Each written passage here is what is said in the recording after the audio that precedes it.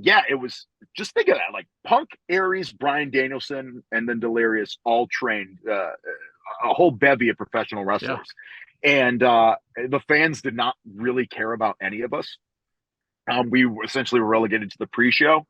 The only person from the school that really has made a name for themselves beyond all of that would be Rhett Titus, multi-time ROH tag team champion, one of my guys that we have in the NWA as well. And even that took Um, a while, it feels like. Once it hit with the All Night Express, it hit. But it was a stigma. Like we all had a stigma. Shane Hagedorn, one of my best friends, was essentially he became one of the main managers in Ring of Honor at that point in time with the Hangmen, and then he was in Sweet and Sour, and then he managed the Wolves, Davey Richards and Eddie Edwards, to tag team titles. And it was just one of those things where we all found a niche. Like I became a broadcaster, he became a manager.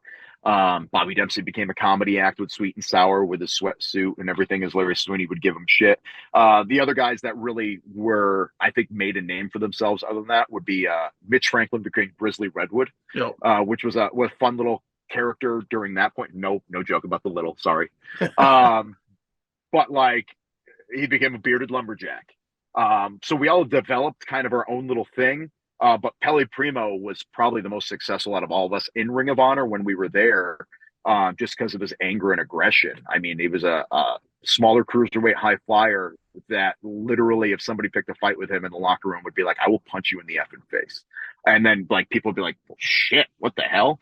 Because you don't expect that from somebody like that. And then other guys that I was friends with during that time, Ernie Osiris, who became Dirty Ernie in Prince Nana's embassy during that time. But yeah, for the most part, it was just a bunch of us that developed and grew together and had a good time. But nobody ever really gave anybody there any respect about that. I mean, the roster would be nice to all of us and help us out because we were a part of that. But the fans, we were ancillary, and you never really expected anybody out of that group to be on a streak of winning matches. But it is what it is. It's one of the most important things about anything, as I mentioned this earlier. Like if you grow up in a small town, you need to leave that small town. You need to experience the world around you. We grew up in Ring of Honor. And if we didn't go past that and experience life around there, it was detrimental to us because you make a name for yourself and then you show your worth and then maybe they'll see that. So I used to work for the National Wrestling Alliance back in 07 through 09 in Liberty States as mostly a manager, but then I'd wrestle every now and then. And, I was part of a group called the Players Club. Just weird things. Like I got to wrestle Sid Vicious in NWA. I'll definitely need a story on that after. Favorite thing is he just was drinking a shitload of Sierra Mists, and somebody says, "Are you thirsty, Sid?" And he goes, "It's important to stay carbonated." To this day, I don't know if he was joking or if he really thought it was important to stay carbonated.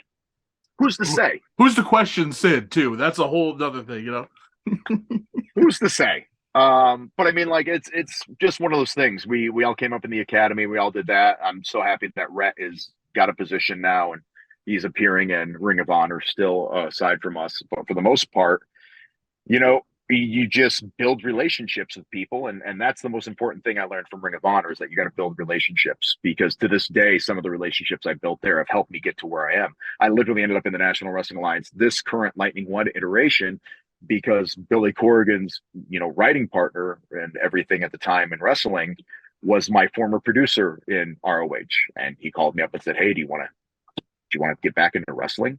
And I was like, "Yes." And he's like, "Do you know who Billy Corgan is?" And I said, "Yes," because I'm the right age. And he explained to me that Billy bought the National Wrestling Alliance and he wants to run shows in Atlanta and do TV programming, and I'm local. And so